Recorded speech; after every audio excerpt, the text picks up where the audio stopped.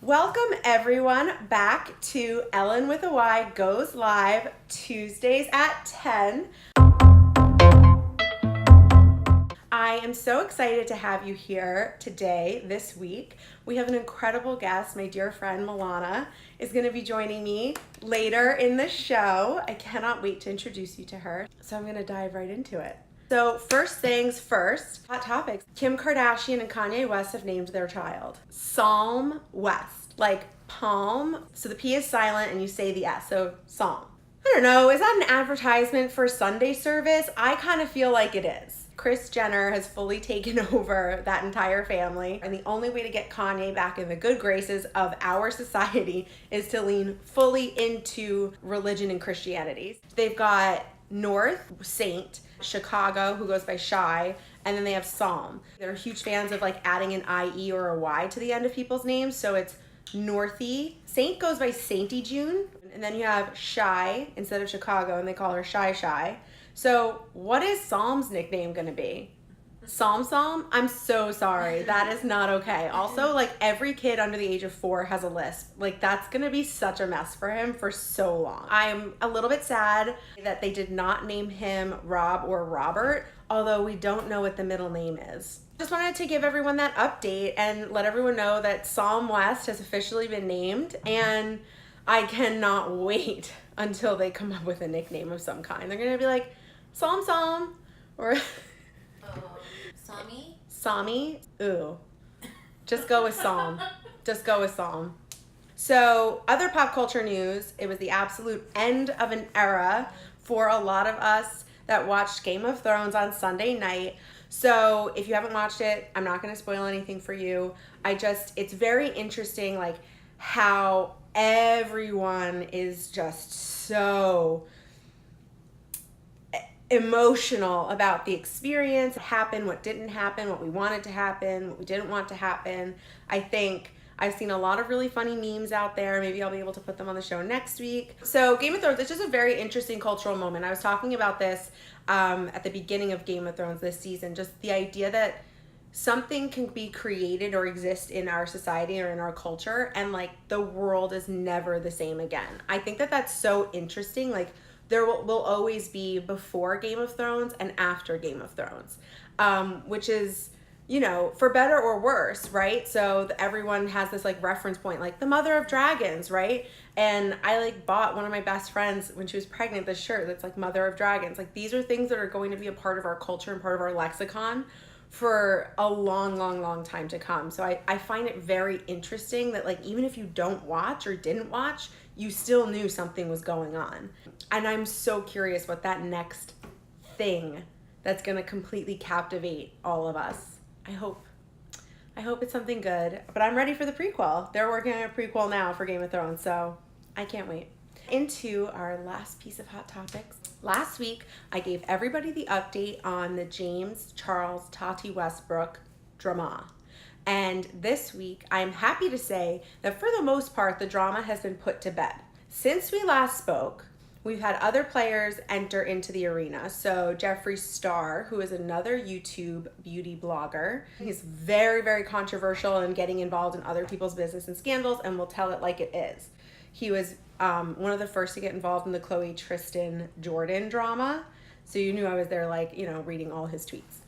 So he was getting involved. Tati Westbrook made a video saying that she's so sorry James is hurting and that he is losing followers, that she never wanted that she doesn't want people sending hate his way. And it seems like a pretty genuine stance, that like that's really not what she wanted. Then James came out with a video where he was like, you're making allegations about like potentially some inappropriate sexual behavior. He's like, I really need to address this because I don't want my business to be impacted any more than it has been. He's already lost 3 million followers. He came out and made a video, and what's interesting is that Jeffree Star and Tati Westbrook are in their 30s, and James Charles is about to be 20. He's still super young though, like you make mistakes, and I think that what's interesting though is that his video that he put out he said he had receipts and he served them up one after the other in this video. He had screenshots. He had videos. Tati said that he never supported her in her vitamin collection or line. He pulled up like 15, 30 seconds of video footage on all the different platforms that he's on talking about her vitamin line. And then he pulled up, you know, Jeffree Star said like, oh, you shouldn't be out here hunting for straight guys. Like, you know, you shouldn't be like trying to turn someone. Like, that's not an appropriate way to talk. And then James pulls up 30 seconds of footage from a Jeffree Star video where he said, I like straight men. I only go for straight men. Like, James is a different generation, okay? He is Gen Z. They operate different. They save their receipts, okay? I almost feel like James was like, oh, really? I have everything saved on my phone. I screenshot everything. It almost makes me like, I understand now why Tati was afraid to upload the video. Like, she's like afraid of him. Jeffree then issued an apology video and was like, oh yeah, James, like, you put me on blast, and like, I did send those horrible messages, and has since come out and said that he shouldn't have. So there's now been 3 apology YouTube videos created. I'm happy to say that it seems like it's come to a close. It seems like they all agree, let's call a truce. Let's not keep contributing to this like negative narrative. People have been saying some really hateful things in the comments, but I feel like we talk about on this show a lot. We need to be putting more joy and more positivity and spreading more love. And I don't want to spread any negativity, and I don't want to spread any hatred. So I was on the sidelines eating my popcorn, absolutely not participating in any of the vitriol that was being spewed, but definitely getting some entertainment out of it. So I'll acknowledge my participation there and watching. But I'm really glad to say it seems like everyone is cool to chill down and just let it go and let it lie. I don't know if we could all handle anymore. So that's what's going on in the world of hot topics and drama, which means we get to move into the what to watch segment of our show. I have kind of a 2-parter. So in honor of my guest, I am going to recommend that everyone watches an oldie but a goodie, and it's one that we actually like you rewatched and I watched for the first time. Dawson's Creek. It's a classic. The whole Dawson, Pacey, Joey, will they, won't they, who's hooking up with who, why doesn't everyone have a ladder climbing into their best friend's bedroom, why doesn't everyone live on a crick? It's really good. It's worth a watch.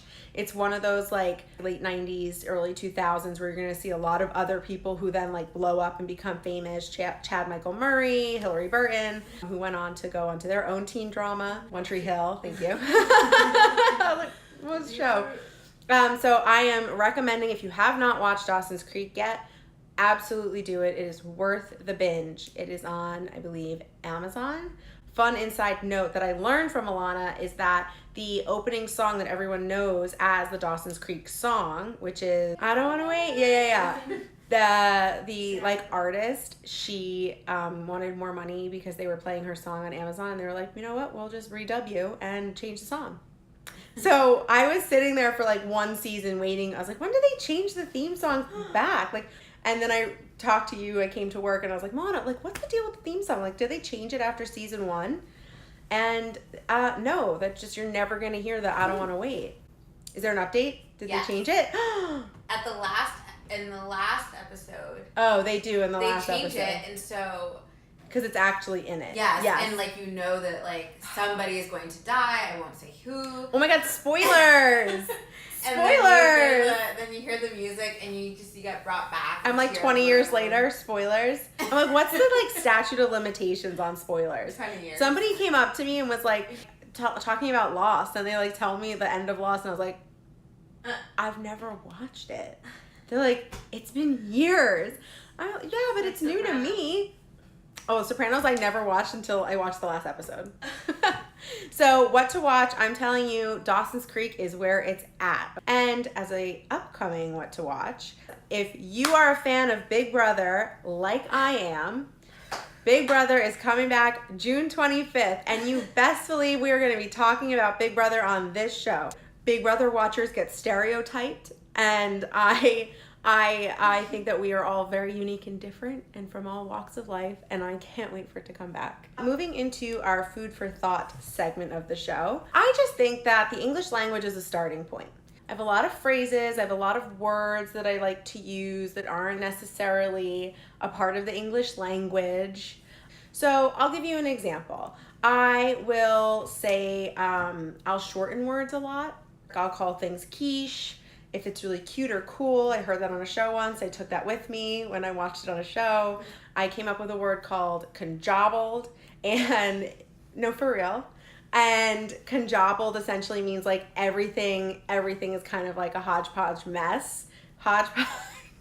I like to borrow words from other languages. I've noticed I've really leaned into Yiddish in my life. I say a lot of Yiddish words like schmuck, tchotchke. I just think that, creating new words, it's really fun, it's creative. I'm not the only one to do it. There was a word that was created on The Simpsons like in 1996. My brother-in-law told me the story. And then a guy, like a scientist, used the word, it's cromulent, and it's like, I think the word just means average. And so the scientist used it in a medical paper, and then it was entered into a dictionary because it was used in like a widely accepted like medical paper, cromulent. So it's like an actual word that was created on the show. So, if you ever just feel like flustered and everything is running amok, it's, conjobbled. So you guys can use that. I feel like it's just, the English language is a starting point. A through Z, get creative. Put new words together. Some words in the dictionary didn't exist until they existed, like cromulent. So for me, I just love to just have fun with it and be creative. And you can get creative, and you should borrow from every language and every outlet that you have. I definitely have leaned into Spanglish in my life. I have borrowed some French words, and I just think that you can have fun and get creative, and mispronouncing words is even more fun. So that's how I talk about all the drama going on YouTube. Just get creative. So that is my food for thought, which means we move into the guest portion of our show. And I get to invite my dear friend, Milana Baker, Fairy Queen MAB, if you want to follow her on Instagram, onto the show. Woohoo! Hi! Milana, I've been talking for the first half of the show. Would you like to tell everybody how we know each other? We worked at Refinery together. I was there before Ellyn, and then one day Ellyn just walked into my life. We're both talkers. Yeah. And we both also work really late into the night, so we would often find ourselves just kind of like at work, 7:38, and then just getting into like a Dawson's Creek. Yeah. An OC. Yep. Any pop culture. Anything. A Real Housewives moment. Oh, yeah. Just anything. And yeah. And that's kind of how we bonded. Yeah. That's how we bonded. That's how we got to know each other. We are both serious power watchers. That's how I refer to how I consume so much media. Because it's my hobby. And I value it. It's important. Yeah. It's part of the culture. Yeah, it's important to me. And then also how big, like, we're just such big pop culture fans. Like, anytime anything would happen, we'd be in a constant dialogue, either like over people's heads or around our desks, or we just need to unpack this for a moment. Just quickly. Like, did you see? Are you sure? Which is always a really good time. Yes, it's fun. It's fun to do it with somebody that like is actually deeply involved in the culture. Yes. No, exactly. So on top of us loving pop culture and talking about shows, I think that's something really interesting is that there is this like duality. So Milana is an Ivy League school graduate, and we used to talk a lot about the like pressure to attend like a name school or an Ivy League school and be in such a competitive space, and I didn't necessarily have that pressure. It was just like you have to go to college. It wasn't what college you have to go to. I always found that really interesting, and you have like an incredible school on your resume. So I was just wondering if you could talk to us a little bit about like what that was like, the pressure, but also like, did you go there and have a good time? Did you enjoy yourself? Yes. Okay. So I did in fact attend Stanford University. To go all the way back, basically, my parents are immigrants, so they're from Jamaica. And for them, they're like, we're coming to America not for ourselves. They came here after they got married, but we're coming here to make sure that our child is able to have as much opportunity as possible. It clicks a little bit later, but basically I also was like very book smart to start with, so that helped a little bit. But they're very much like, okay, we came here, we did the big jump, and now you need to do more. You need to do as much as possible. Yeah. And so for them, it's like, they were just like a Harvard, a Yale, and I'm like literally 5, like, oh my God, yes, Harvard. Oh my, so that young. Yes, that young? like that young. Like, oh my you could catch a 5-year-old Milana just straight up out here like, I'm going to Yale. So it was definitely a lot of pressure, both from them, but then also you give it to yourself. Like, once you realize like how much it takes to leave your own country, leave where you come from, to start like completely fresh, and like you almost say, okay, I'm taking a pause on who I am, what I want to do, my hopes, my dreams, because I can see the bigger picture, and like the bigger picture beyond yourself, but generationally. Okay. Like, they're like, okay, I'm gonna leave my country and put aside my mom was like a teacher, my dad was a teacher, now my mom's a tax accountant, which is great, and like my dad like works in a school. Who knows, maybe they could have been like the president of the University of West Indies, but for them they were like, no, I want to do a little bit more throughout the generations. And so I think the hope is like, I go, I do something, I work really hard, and then, you know, the kid that I have is like starting off with like parents who have like, you know, like a double 6-figure salary and can like give them everything. And my parents gave me so much. They didn't even let me do chores. They were like, your chore is an A. Oh no, that's not a deep like. All right. No, you come home and you're like, I got an 100, and they're like, what about the extra credit? Was there no extra credit? And you're like, oh my God. So a lot of pressure, but I think about the fun parts. Did I have fun? I had a lot of fun. I think what I liked about Stanford in particular, not a plug, but I liked Stanford because I felt like it wasn't stuffy. It was like, there were a lot of really smart kids, but at the same time they're trying to have fun, or at least trying to acknowledge what it would look like to have like a passion outside of just education. And that's what drew me to it. Had a good time, had a lot of sun, and now I'm back here. Now you're back on the East Coast. Yeah. I love that. I think that there's something, so my family also came to the this country for a better life. I'm a first generation college student. Yes. So I think that, which like I was talking about it last week and it got me super emotional. And I just think that like there's this drive. I was talking to my noni on the phone, and that's like grandma in our like Sicilian dialect. We were talking about there's like this drive, the fact that you would like uproot your entire family. And it looks different for every family, right? For myself and my sister, that was like number one. That was my mom's number one. Like, you have to go to college. And like, I just think there's something to like that story of like uprooting your family for generations to come to benefit from what your sacrifice was. So I love that. I'm like, look at you, Stanford. Like, it girl, was a moment. I went to Hartford, and when people thought that I said Harvard, I wouldn't correct them. I would be like, yeah, exactly. But still, I think I had to convince my mom that Stanford was good enough. And then she'd be like, oh, they're in the news. People know that. And I'd be like, yes, Mom. They're kind of a big deal. Finally, she was eventually like, oh, like, this is a really good school. And then by the time I graduated, she was like, you know, obviously like blubbering and was like, wow, you like went to like one of the most amazing schools in America, like you're, and in the world, and like blah, blah, blah. And I was like, yes. Yes, thank you for supporting me, but also yes, I'm glad that it took about 4 years for you to realize that. But oh my God. I mean, I think they just always are looking out for the best. Like, they just want the best for me, and I appreciate that. So in the course of, okay, you have to go to school, you have to go to an Ivy, you have to go to a competitive school and do better and do well. Where was your inspiration for makeup? Because your passion for the beauty industry and for makeup, where does that fit into, you know, going to this like book Stanford kind of school? Yeah, it's actually hard to say because my mom doesn't really wear makeup. I taught my mom how to wear makeup, and like I put makeup on my mom because she's like, I don't know what this is. Yeah, I don't know what I'm doing. Where did that come from? I started with like really intense black eyeliner, just a classic like 7th grade emo moment. Really intense black liner, really intense lip mascara, classic Dior show, lip gloss. And so I think I started to see how it can transform who you are and like what you look like and how people perceive you. Like, even from being like, oh, like I'm a cute little 13-year-old to like, I'm a sassy 13-year-old. I'm like an edgy 13-year-old. Yeah. I'm listening to My Chemical Romance. Same. Oh my God, same. I love them. So you start to see like a bit of like how you can transform yourself. I went to like a private school in New York City, and because I was there like on scholarship, obviously for like academic stuff, it was very much like she's this sweet book smart girl. I went from being like, oh, like I'm very like I'm meek, I'm like whatever, and then I like when I got into Stanford, I was like I'm going across the country. I'm gonna change who I am. So like I literally spent weeks thinking about my outfit. I was like, I'm gonna be carefree. I'm gonna be fun but smart. I'm gonna be all these things.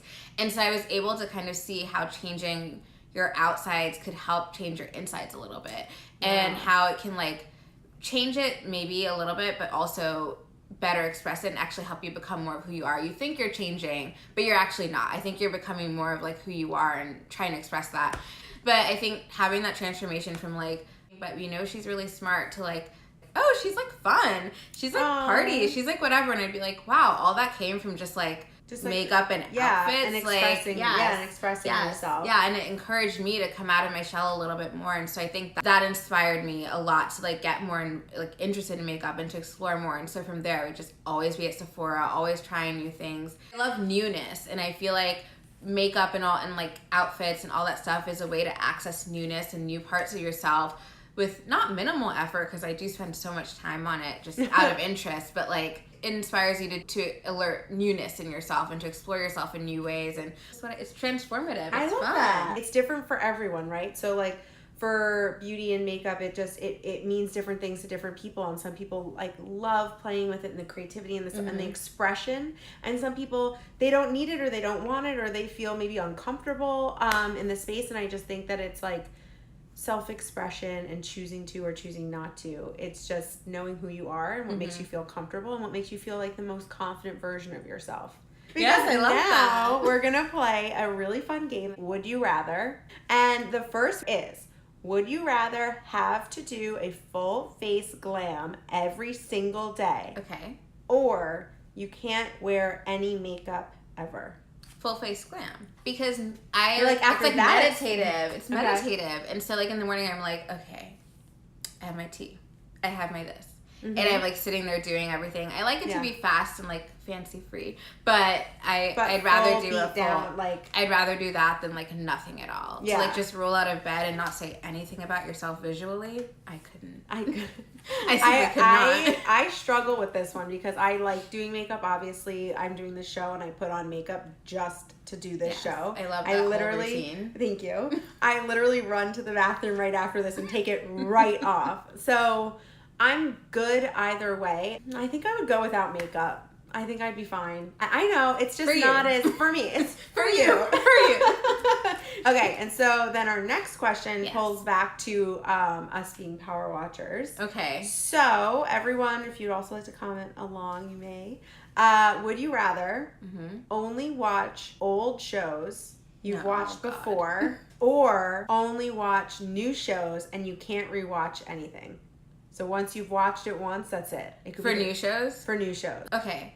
Only watch old shows, because I have a cycle. I like how decisive you are. Well, I do love being a part of the culture, but there's so much, there's music, there's like other things I can be involved with. Yeah. And I do like something fresh, but I have like a cycle, like a calendar. Like Buffy the Vampire Slayer is fall, is winter. Gossip Girl is fall. Sex and the City is summer. How many times have you watched that? Sex and the City, maybe 5 or 6 times, because I watch it every summer. Oh my god! Are you for real? I'm like 100% for real. Like Buffy the Vampire Slayer, about 7 times I've watched the show. Oh my god, this was like the one show that you were like, you have to watch. You must. Okay, so I guess I would. Yeah, what would you do? I know that's really, really hard for me because I don't really rewatch shows. I feel like when I watch something and it's like really my favorite, it just like imprints on my brain and I just like don't forget it. So like Schitt's Creek or Summer Heights High. Yes. So I just like quote it all the time. Oh, you know what? You know what I rewatched like a lot? Seinfeld. I used to fall asleep to Seinfeld. I've never watched it. You know what? There's 2 types of people. People who watch Seinfeld and people who don't. I've never watched it. I've never watched it, and I'm going to blame my immigrant parentage. I've never watched it. I got the DVD box set, girl. I'll send you home with it. So So yeah, I think I would watch new shows because I like, you know, falling in love with a new show. Shaken. You know, I just love it. Shaken.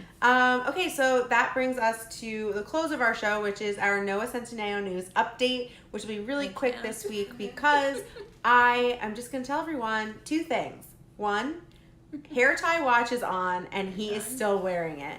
The man has an emotional connection to that hair tie and we are going to find out sooner or later who it belongs to. Second piece of news. He is always with this older guy, this like older fit guy as of late, and I can't tell. It's his hair tie. Ooh, Sarah thinks it's his hair tie. Oh, I love my a queer God. narrative. I mean, I would be happy for him to go any way to Sunday. I'm down for it all. I love him so much. That's true love. No, that's literally what I said on the show. Like true that's love. literally true love. Like I just like whatever he wants to do and however he wants to present, I'm here for it. So there's this like older gentleman, super fit. Can't tell if he's Noah's personal trainer. Can't tell if he's Noah's bodyguard. I think Noah's bigger than him, so I don't think that makes sense. So on that note, I would like to just thank everybody for watching the show. I want to thank Milana, my dear friend, for being the guest on the show this week and sharing your story and your light. As I say every week, I think that everyone in this world could use a little bit more joy and a little bit more laughter, and I hope that this show brings that to you because it definitely does for me. Yeah. And I just want to tell everyone to spread a little extra positivity this week because with all that drama going on in the world, we just could use it. Yeah, in the world, in our country, and in the beauty community, just spread some peace and love, okay? Thank you all so much for watching, and we'll see you next week. Bye. Bye. Hi everybody, thanks for watching. To subscribe to my channel, click here, and to watch more videos, click here. Choosing happy.